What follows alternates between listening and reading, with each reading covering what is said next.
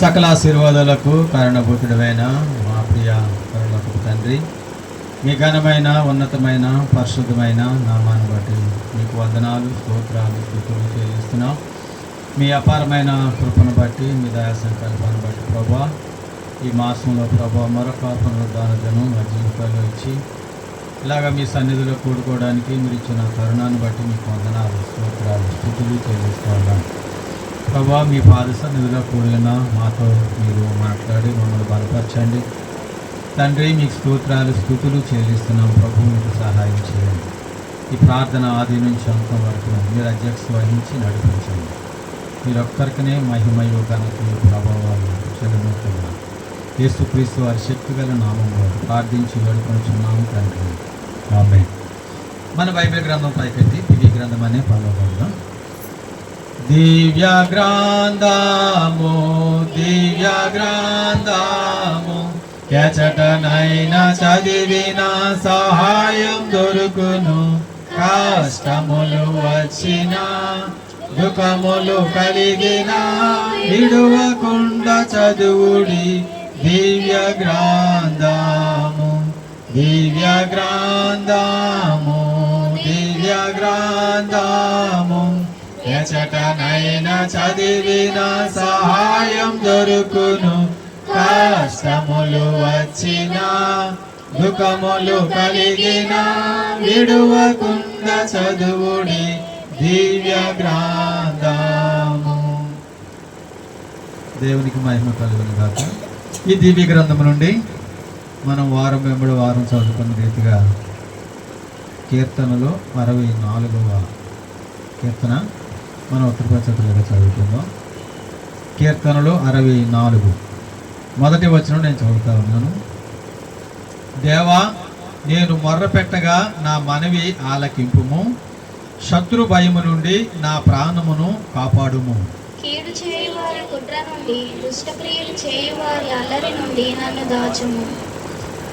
ఒకడు కత్తికి పదును పెట్టునట్లు వారు తమ నాలుకలకు పదును పెట్టుదురు. యథార్థవంతులను కొట్టవలనని చాటైన స్థలములలో చేదు మాటలను బాణములుగా సంధించుదురు. వారు భయమేమీ లేక అకస్మాత్తుగా వారిని కొట్టెదరు. 5వ వచనం, వారు దురాలోచన దృఢపరుచుకొందురు, చాటుగా ఉరులు నొడ్డుటకు యోచించుకొనుచు మనలను ఎవరు చూచెదరని చెప్పుకొందురు. వారు దుష్టక్రియలను తెలుసుకొనుటకు ప్రయత్నింతురు, వెతికి వెతికి ఉపాయము స్థిరపరచుకుందురు. ప్రతి వాని హృదయాంతరంగము అగాధము. దేవుడు బాణముతో వారిని కొట్టును, వారు అకస్మాత్తుగా గాయపరచబడెదరు. వారు కూలెదరు, వారు కూలుటకు వారి నాలుకే కారణము. వారిని చూచువారందరూ తల ఊచుదురు. మనుషులందరూ భయము కలిగి దేవుని కార్యములు తెలియజేయుదురు, ఆయన కార్యములు చక్కగా యోచించు పొందురు. నీతిమంతులు యెహోవాను బట్టి సంతోషించుచు ఆయన శరణు జొచ్చెదరు. యథార్థ హృదయులందరూ అతిశయిల్లుదురు. ప్రభు మనికడలో మాటలు దీవించుగాక. ఈ కీర్తన గురించి మనం 64వ కీర్తన చిన్నక్షరాలతో చూస్తే దావీదు పలికినట్లుగా మనకు కనబడుతూ ఉన్నది. ఈ కీర్తన 10 వచనాలతో కూడిన ఈ కీర్తన ఏమై ఉన్నదంటే, భక్తుడు ఇలా చెప్తాడు, ప్రార్థన చేసేది అంటే దేవుని యొక్క భద్రత కొరకు మనం ప్రార్థన చేసే ఒక ప్రార్థనగా ఇది ఉన్నది అని చెప్తూ ఉంటారు. దేవుని కొరకు, దేవుని భద్రత అంటే దేవుని కాపుదల మనకు కావాలని తను చేసే ప్రార్థనగా ఉన్నది. అనేకమంది శత్రువులు ఉన్నారు ఆయనకి, ఆ శత్రువుల మీద తనకి జయము కావాలని దేవుని దగ్గర ఆయన మొరపెట్టుకున్న మొర్ర మొదటి వచనంలోనే అంటాడు, దేవా నేను మొర్ర పెట్టగా, అలాగే ఆయన ప్రార్థన చేస్తున్నట్లుగా మనకు కనబడుతుంది. ఈ కీర్తన 10 వచనాల్లో మొదటి 2 వచనాల్లో ప్రార్థన కనబడుతుంది. మొదటి వచనం 2వ వచనంలో కూడా కీడు చేయాలని, ఆ అల్లరి నుంచి ఇల్లటి నుంచి కూడా దాయమని ప్రార్థన చేస్తున్నట్లు కనబడుతుంది. 3 నుంచి 6 వచనాల వరకు రెండో భాగంగా చూస్తే శత్రువుల యొక్క పరిస్థితి, లేదంటే వారి ఆలోచనలు, ఎలాగున్నాయి, శత్రువు, వారు దురాలోచనలు అని అంటాడు, వారు దుష్టక్రియలు, వారు అని చెప్తూ మాట్లాడుతూ ఉంటాడు అన్నమాట. వారి పరిస్థితి ఎలాగుంటుంది అని వర్ణించినట్లుగా కనపడుతుంది. ఇక 7, 8 వచనాల్లో చూస్తే దేవుడే కలుగు చేసుకొని వారికి ఎలాగా తీర్పు తీరుస్తాడు, లేదంటే వారిని ఎలాగా దండిస్తే వారి పరిస్థితి ఎలాగుంటుంది అనే విషయాలు ఆ 2 వచనాల్లో మనకు అర్థం అవుతుంది. ఇక 9, 10 వచనాల్లో మనుషులు ఆ పరిస్థితులను లేదంటే జరిగిన సంఘటనను గుర్తించి వారు ఎలాగా దేవుని బట్టి సంతోషిస్తారు, లేదంటే ఎలాగా దేవుని యందు భయభక్తులు కలిగి వారు జీవిస్తారు అనే విషయాలు ఆఖరి 2 వచనాల్లో కనబడతా ఉంటుంది. ఈ కీర్తనలో క్లుప్తంగా ఈ 4 విధాలుగా అక్కడ భక్తుడు వర్ణించి రాయబడినట్లు కనబడుతుంది. అయితే మొదటి వచనం నుంచి మనం చూస్తే ఆయన ప్రార్థన, దేవా నేను మొర్రపెట్టగా నా మనవి ఆలకింపుము, శత్రు భయము నుండి నా ప్రాణమును కాపాడము. ఆయన మొరపెడుతున్నప్పుడు ఆ ప్రార్థన దేవుడు ఆలకించాలని తన ఆశ. ఒక్కోసారి మనం ప్రార్థన చేసినా అది దేవుని దగ్గరికి వెళ్ళకపోతే సమాధానం మనకు రాదు. ఆయన అంటాడు, నా ప్రార్థన, నా మొర్ర నీవు ఆలకించు. ఏంటి ఆ మొర్ర అంటే రెండో లైన్లో అంటాడు, శత్రు భయము నుండి నా ప్రాణమును కాపాడు. శత్రు యొక్క భయము ఉన్నది, దాన్ని బట్టి నా ప్రాణాన్ని నీవు కాపాడు. ఎటువంటి శత్రువులు అనేది 2వ వచనంలో చెప్తాడు. కీడు చేయువారి కుట్ర నుండి, దుష్ట క్రియలను చేయువారి అల్లరి నుండి నన్ను దాచుము. కీడు చేయాలనే కుట్ర కలిగిన ఒక గుంపు ఆయనకు ఉన్నట్లుగా చెప్తా ఉన్నాడు. అలాగే దుష్టక్రియలు చేయువారి అల్లరి గుంపు కూడా ఆయన మీద దాడి చేస్తున్నట్లుగా, అటువంటి వారి మధ్య నేను ఉన్నాను కాబట్టి నన్ను భద్రపరచు అని దేవుని సన్నిధిలో తను చేసుకున్న విన్నపముగా, ప్రార్థనగా, మొర్రగా ఈ 2 వచనాల్లో మనకు కనబడుతుంటుంది. అయితే దేవుని సన్నిధిలో చేసే ప్రతి ప్రార్థనకి దేవుడు తగిన కాలంలో జవాబిస్తాడు అనేది మనం మర్చిపోకూడదు. ఇక 3, 4, 5, 6 వచనాల్లో బట్టి చూస్తే దుష్టుల యొక్క ఆలోచనలు ఎలాగుంటాయి. 3వ వచనంలో ఉన్నది, ఒకడు కత్తికి పదును పెట్టినట్లు వారు తమ నాలుకలకు పదును పెడుతున్నారు. వారు కత్తికి ఎలాగైతే పదును పెట్టి దాన్ని వాడుతున్నప్పుడు అది మంచిగా ఉపయోగపడుతుందో అలాగా నాలుకలకి. అలాగే 4వ వచనం ఉన్నది, యథార్థవంతులను కొట్టవలనని వారు చాటైన స్థలంలో చేదు మాటలు బాణంలాగా సంధించున్నారు. అంటే వారి ఆలోచనలు అలాగున్నాయి. వారు దురాలోచనలు, అలాగనే 6వ వచనం వారు దుష్ట క్రియలు. ఇలాగా వాళ్ళు వెతికి ఉపాయాన్ని పన్ని సిద్ధపరిచి దావీదు మీదకి రావాలని వారు ప్రయత్నం చేస్తూ ఉన్నారు. ఇది ఈ పరిస్థితి. కాబట్టి వీటన్నిటి నుంచి నన్ను కాయి అని దేవుని సన్నిధిలో ఆయన ప్రార్థన చేస్తున్నారు. అయితే ఇందులో మన ఆత్మీయంగా మనం ఏంటి నేర్చుకోవాలంటే, ఇటువంటి గుంపులో మనం ఉండకుండా ఉంటున్నట్లుగా మనం దేవుని సహాయాన్ని అడగాలి. సో మన ద్వారా కానీ, మన మాట ద్వారా కానీ ఎతటి వారు గాయపరచబడకుండానట్లుగా మనం చూసుకోవాలి. అయితే అది మనం చేయలేము, కానీ దేవుడు సహాయాన్ని అడిగితే దేవుడు తప్పగా మనకి సహాయం చేయగలడు. వారు వెతికి ఉపాయం సిద్ధపడి ఇలాంటి పరిస్థితులు ఏర్పడతాయి. ఎందుకు ఇటువంటి పరిస్థితుల్లోకి మనం వెళ్ళకుండా ఉండాలి అని అంటే 7వ వచనంలో క్లియర్గా ఉన్నది.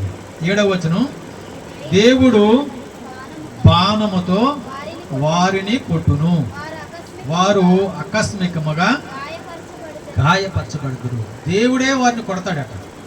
మరి దేవుడు కొడితే మరి ఏ నరుడు ఎవరు నిలవగలరు? ఆయన ముందు ఎవరు నిలవలేము. అందుకనే మీద వచనాలను బట్టి మనం జాగ్రత్త పడవలసి ఉన్నది అని నేను అంటా ఉన్నాను. ఇక్కడ దేవుడే తన బాణాన్ని వేసి కొడితే మనుషులు ఇంకా చల్లా చెదరైపోతారు. వారు అంటాడు అకస్మాత్తుగా కనపడరు. ఇప్పటి వరకు ఇక్కడ ఉండేవారే వీళ్ళు, చూసామే, ఇప్పుడు కనపడలేదే. కారణం ఏంటో ఏంటో తెలియదు, కానీ వారు కనపడరంట. కీర్తన 7వ కీర్తన 12, 13 వచనాలు చూద్దామా. కీర్తన 7, 12, 13 వచనాల్లో, ఒకడును మల్లని ఎడల ఆయన తన ఖడ్గమును పదును పెట్టును, తన విల్లు ఎక్కువ పెట్టి సిద్ధపరిచి ఉన్నాడు, వాని కొరకు మరణ సాధనములను సిద్ధపరిచి సిద్ధపరిచి ఉన్నాడు. తన హంబులను అగ్ని బాణములుగా చేసి ఉన్నాడు. అంటే ఒకడు మల్లని ఎడల దేవుడు చెప్తాడు ఇది మంచిది కాదు అని, అలాగా చెప్పినప్పుడు వినకుండా అదే స్థితిలో అలాగే వారు కొనసాగిపోతే, అంటే మన నోటి మాటను బట్టి ఎదటి వారు గాయపడుతున్నారు అనుకోండి, దాన్ని మనం భద్రపరచుకోలేదు లేదా దాన్ని సరి చేసుకోకపోతే అది ఎలా ఉంటుందంట, ఆ దేవుడే ఒక ఖడ్గాన్ని తన ఖడ్గానికి పదును పెడుతున్నాడు అని ఈ హెచ్చరిక మాటలు మనకు కనబడుతుంటాయి. అంటే మనం జాగ్రత్త పడవలసిన అవసరత ఎంతైనా ఉన్నది. ఎంత జాగ్రత్త పడితే అంత మనకే మంచిది అన్నట్లుగా ఉన్నది. 58వ కీర్తన 7వ వచనంలో కూడా ఇలాగుంది. ఒకసారి చూద్దాం. 58వ కీర్తన 7లోను, పారు నీళ్లు వలె వారు గతించిపోదురు, అతడు తన బాణములను సంధింపగా అవి తునాతునకలై పోవును. అంటే వారు ఎలాగా అంటే దేవుడే కానీ వారి మీద పడితే ఎలాగుంటుంది వాళ్ళ పరిస్థితి, వారు తునాతునకలైపోతారు, లేదంటే అకస్మాత్తుగా వారు గాయపరచబడతారు, వారికి కనబడరు అని ఇక్కడ చెప్తా ఉన్నాడు. అంటే దేవుడు కలుగు చేసుకుంటే అలా ఉంటుంది అన్నమాట పరిస్థితి. కాబట్టి మనం హెచ్చరిక కలిగి మన నాలుకలను మన ఆలోచనలను చాలా జాగ్రత్తగా చూసుకోవాల్సిన వారు ఉన్నారు. 64:8వ వచనంలో కూడా ఉంది, వారు కూలెదరు, వారు కూలుటకు వారి నాలికే కారణము, వారిని చూచి వారందరూ తల ఊచెదరు. వారు కూలిపోవడానికి కారణం ఏంటో తెలీదు, వారి నాలికే కారణం అని క్లియర్గా చెప్తున్నాడు. ఎందుకు వాళ్ళు అలా పడిపోయారు, ఎందుకు అలా జరిగింది అంటే వారి నాలికే కారణం. వాడు ఆడిన మాటలను బట్టే దేవుడు అటువంటి పశ్చాత్తాపాన్ని అటువంటి సమాధానాన్ని ఇచ్చాడు అన్నట్లుగా అక్కడ కనబడుతుంది. సామెతల గ్రంథానికి 12వ అధ్యాయానికి వస్తే, సామెతలు 12లో 13వ వచనంలో అలాగుంది, దోషము అపాయకరమైన ఉరి, నీతిమంతుడు ఆపదను తప్పించుకొనును. అంటే పెదవుల వల్ల, అంటే ఇక్కడ ఏం చెప్పంటే నోటి మాట గురించి మనం మాట్లాడుతాం, నాలుక నుంచి కానీ పెదవుల నుంచి కానీ మాటలు వస్తూ ఉంటాయి. వాటి వలన వచ్చే దోషము అపాయకరమైన ఉరి అంట, ఉరి లాంటిది. అయితే నీతిమంతుడైన వాడు ఏం చేస్తాడంట, అటువంటి ఆపద నుంచి నీతిమంతులు తప్పించబడతారు. అది ఇక్కడ కనపడుతుంది. వారు కూలడానికి కారణం ఏంటి అంటే వారి నాలికే. అయితే మన నోటి మాటలను చాలా జాగ్రత్తగా కాచుకోవాల్సిన అవసరత ఉన్నది అనేది ఆ వచ్చిన భాగాన్ని బట్టి మనకి నేర్చుకుంటూ ఉన్నాం. మన నోటి మాటను మనం చాలా జాగ్రత్తగా ఉంచుకోవాలి. ఇక చూస్తే 9-10 వచనాల్లో, మనుషులందరూ భయము కలిగి దేవుని కార్యములు తెలియజేయుదురు, ఆయన కార్యములు చక్కగా యోచించుకొందురు. మనుషులు ఇక్కడ 9వ వచనంలో మనుషులందరూ అని రాయబడి ఉన్నది. 10వ వచనంలో నీతిమంతులు అని మొదటి లైన్లో రాయబడి ఉన్నది.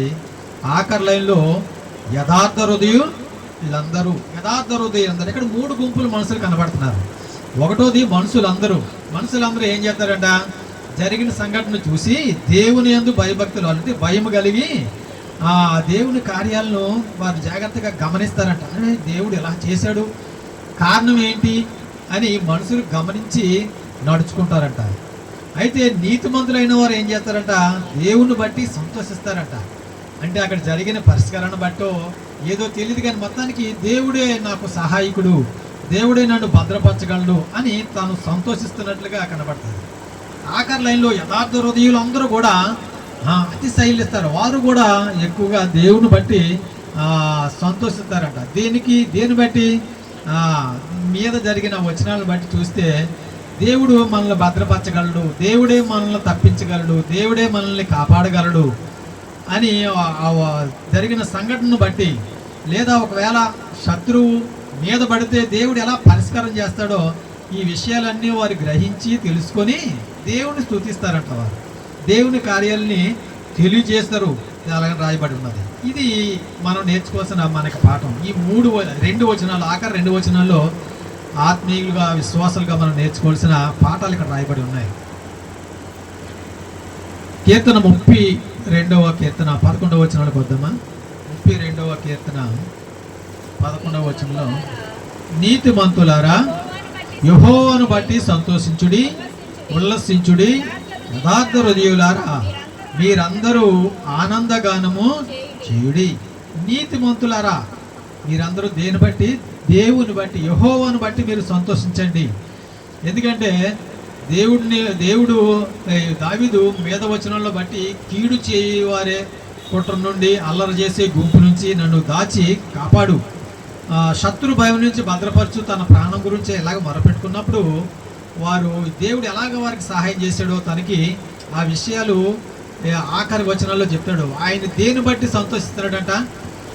యెహోవాను బట్టి, దేవుని బట్టే ఆయన సంతోషిస్తున్నట్లుగా, ఆయన చరణ జొచ్చినట్లుగా మనకు కనబడుతుంటుంది. దేవుడే మనకి సహాయకుడు, దేవుడే మనకి ఆధారము, దేవుడే మనకి ఆశ్రయము అని తాను నమ్మి దేవుడి మీదే ఆధారపడుతున్నట్లుగా మనకు కనబడుతుంది.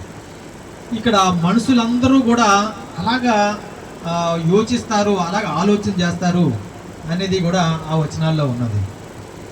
కీర్తన ఒకవేళ 140వ కీర్తన 13వ వచనానికి వద్దామా? 140 13వ వచనం, నిశ్చయముగా నీతిమంతులు నీ నామమునకు కృతజ్ఞతాస్తుతులు చెల్లించుదురు, యథార్థవంతులు నీ సన్నిధిని నివసించెదరు. నీతిమంతులు దేవుని బట్టే, దేవునికి నిశ్చయముగా, నిశ్చయం అంటే ఖచ్చితంగా వారు నీ నామాన్ని బట్టి నీ కృతజ్ఞతల స్తుతులు వారు చెల్లిస్తారు అని. అలాగే యథార్థులు అందరూ కూడా దేవుని సన్నిధిని బట్టి వారు నివసించడానికి దేవుడు వారిని నడిపిస్తాడు అనేది ఆ వచ్చిన భాగంలో మనకు కనబడుతూ ఉన్నది. అంటే దేవుని సన్నిధిలో మనం దేవుడు చేసే కార్యాలను గుర్తిరుగుతూ ఉండాలన్నమాట. ఎందుకు ఇలా జరిగింది, ఒకవేళ ఏదైనా పొరపాటు అయిందనుకో, ఎందుకు ఇలా జరిగింది అని గుర్తిరిగి దాన్ని పరిష్కారంకి కనిపెట్టుకోవాల్సిన బాధ్యత మనకు ఎంతైనా ఉన్నది. మీద వచనాల్లో 3 నుంచి 6 వచనాల్లో చూసినప్పుడు శత్రువు యొక్క భయము, లేదంటే శత్రువు యొక్క పరిస్థితి, ఎలాగ వారు కూలిపోయారు, గల కారణం ఏంటి అని ఆలోచన చేసినప్పుడు దేవుడు వారి మీదకి బాణం సంధించి వారు కొట్టినప్పుడు వారు అకస్మాత్తుగా లేకుండా పోయారు. ఆ విషయాలు మనకు గుర్తెరిగినప్పుడు ఎంతో భయం కలుగుతుంది. అందుకే 9వ వచనం, మనుషులందరూ కూడా భయము కలిగి దేవుని కార్యాలను తెలియజేస్తారు, ఆయన కార్యములు చక్కగా యోచిస్తారంట. యోచించుకుందరు అంటే ఆలోచన చేస్తారు. ఎందుకు వీళ్ళు ఈ కుటుంబం ఇలాగైపోయింది, గల కారణం ఏంటి అంటే వారి నాలుకకు వారు పదును పెట్టి, లేదా నాలుక ద్వారాగా అనేక మందిని పాడు చేసిన సందర్భం ఉండుంటుంది. అందుకే అలాగయింది అనే విషయాలు వారు తెలిసి దేవుని మీద మరెక్కువ భయం కలిగి వారు జీవిస్తారు. అయితే నీతిమంతులైన వారు ఏం చేస్తారంటే దేవుణ్ణి బట్టి సంతోషిస్తారట, దేవుని బట్టి వారు అతిశయిస్తారు, దేవుని బట్టి దేవుని యొక్క శరణ చూస్తారు అనేది ఆ వచ్చిన భాగాల్లో మనకు. అలాగే యథార్థ హృదయులు కూడా వారు దేవుని సన్నిధిలో నివసిస్తారు, వారు నివాసం చేయగలరు యథార్థ హృదయులు అనేది ఆ వచ్చిన భాగాల్లో బట్టి మనం నేర్చుకున్నాం. అయితే ఈ కీర్తనలో మనం నేర్చుకున్న మాటలు ఒక 4 మాటలుగా మనం వివరిస్తే, ఒకటోది మనకు వచ్చిన ప్రతి పరిస్థితిని బట్టి కూడా ప్రార్థన చేసే అనుభవం మనం కలిగి ఉండాలి. శత్రు భయం కొరకు ఈయన ప్రార్థన చేశాడు దావీదుకి ఏమైనా యుద్ధ నేర్పం లేదంటారా? దావీదు బాగా యుద్ధం చేయగలడు, చిన్నప్పటి నుంచి కూడా అందులో ఆరితేరినవాడు. అయినా శత్రువుల యొక్క భయం నుంచి నన్ను కాపాడు అని దేవుని సన్నిధిలో అతను ప్రార్థన చేశాడు. అంటే తన శక్తి మీద కానీ తన భక్తి మీద కానీ తను ఆధారపడలేదు. తను ఆధారపడ్డది అంటే దేవుని మీద ఆధారపడ్డాడు. ఈ శత్రు భయం, ఒకవేళ అల్లరి గుంపు కుట్ర చేసేవారు వీళ్ళందరినీ కూడా సంహరించలేని శక్తి గలవాడు కాదు, ఆయన కాదు, అతను దేవుణ్ణి ఆశ్రయించాడు. అంటే మొదటిగా మనం దేవుని దగ్గర ప్రార్థన చేసి దేవుని సహాయాన్ని అడగాలి. మన మీదకి వచ్చిన ఏ పరిస్థితి అయినా సరే దాన్ని బట్టి అది నేర్చుకున్నాం. రెండో భాగంగా మనం చూస్తే 3 నుంచి 6 వచనాల్లో మన నాలుకను చాలా జాగ్రత్తగా భద్రపరచుకోవాలి. మన నోటి నుంచి వచ్చే మాటలో చాలా, యాకోబు కూడా ఆ విషయాలు బాగా రాస్తాడు వివరించి. అంటే నాలుగు చుచ్చు పెడుతుంది, నాలుకను ఎంత అగ్ని ఎంత చిన్న నిప్పైనా అడవినంత ఎలా తగలబెట్టేస్తుందో అలాగా ఈ 4 అవయవాలు చిన్నదైనా కానీ కుటుంబాలను లేదంటే మన పరిస్థితులను పాడు చేసేదిగా ఉన్నది ఈ నాలుక. కాబట్టి ఆ విషయంలో చాలా జాగ్రత్తగా మీరు మసులుకోవాలని యాకోబు కూడా వర్ణిస్తాడు. ఈ వచనంలో మనం నేర్చుకున్నది, మన నోటి మాటల యొక్క పరిస్థితిని చాలా జాగ్రత్తగా మనం కాపాడుకోవాల్సిన అవసరం ఉన్నది. ఎందుకంటే దేవుని ఉగ్రత లేదా దేవుడే కానీ కలుగు చేసుకొని మన మీదకి బాణంగాను విసిరితే మనం కొట్టివేయబడతాం, అకస్మాత్తుగా కనపడకుండా పోతాం అని భయం కలిగి మనం మసులుకోవాలనేది రెండోదిగా మనం నేర్చుకున్నాం. ఇక మూడోదిగా చూస్తే ఆఖరి 2 వచనాలను బట్టి చూస్తే మనుషులందరూ కూడా దేవుని యొక్క కార్యాలను యోచిస్తారంట, ఆలోచన చేస్తారంట. దేవుడు చేసే కార్యాలని అటువంటి జ్ఞానాన్ని దేవుడు మనకి ఇవ్వాలని మనం ఆలోచన చేయాలి. సదాగా రొటీన్గా ఎప్పుడు గడిచిపోయేదే కదా అన్నట్టు ఉండకూడదు. దేవుడు చేసే కార్యాలను చాలా జాగ్రత్తగా యోచించుకుంటే అప్పుడు దేవుని మీద భయము అనేది మనకి మరెక్కువగా అవుతుంది. మన దేవుని యొక్క భక్తి కూడా మనకు పెరుగుతుంది అనేది 9వ వచనాన్ని బట్టి మనం చూస్తాం. ఇక 10వ వచనాన్ని బట్టి నీతిగా జీవిస్తే మన దేవుని బట్టి సంతోషిస్తాం. నీతిగా మనం కానీ జీవించడానికి ఇష్టపడితే, మన నీతి ఏం కాదు, ఇది దేవుడే తన స్వరక్తం ఇచ్చి మనల్ని కొన్ని నీతిగా రోమీయులకు 5:1 చూస్తాం. విశ్వాసమును బట్టి మీరు నీతిమంతులుగా తీర్చబడ్డారు. అంటే మనం విశ్వాసాన్ని బట్టి, తప్పక మన భక్తి కానీ మన శక్తి కానీ లేదంటే మన పుణ్యకార్యాలను బట్టి మనం నీతిమంతులుగా తీర్చబడలేదు. ఆ విషయాలు మనం మర్చిపోకూడదు. దేవుడు నన్ను నీతిమంతులుగా చేశాడు, యేసుక్రీస్తునందు విశ్వాసం ఉంచుట దాన్ని బట్టి. కాబట్టి ఆ గాడి నుంచి ఎప్పుడు నేను తప్పుకోకూడదు అని మన జ్ఞాపకం చేసుకొని మర్చిపోవాలి. అలాగనే యథార్థవంతులు అందరూ కూడా దేవుడిని బట్టి వారు అతిశయిస్తారు. యథార్థవంతు గుంపులో నేనుండాలి, నా కుటుంబం ఉండాలి, నా సంఘం ఉండాలి అని మనం ప్రార్థన చేసి ఈ శ్వాసయాత్రలో ముందు కొనసాగేవారిగా మనం ఉండాలనేది ఈ 4 మాటలు మనం నేర్చుకున్నాం. కంఠస్థగా 10వ వచనం చెప్పి బాగానే మనం ముగించుకుందాం. నీతిమంతులు యెహోవాను బట్టి సంతోషించుచు ఆయన శరణజొచ్చుదురు. యథార్థ హృదయులందరూ అతిశయిల్లుదురు. నీతిమంతులు యెహోవాను బట్టి సంతోషించుచు ఆయన శరణజొచ్చుదురు. యథార్థ హృదయులందరూ అతిశయిల్లుదురు. ప్రభు మనకడిలో మాకు దీవించును గాక.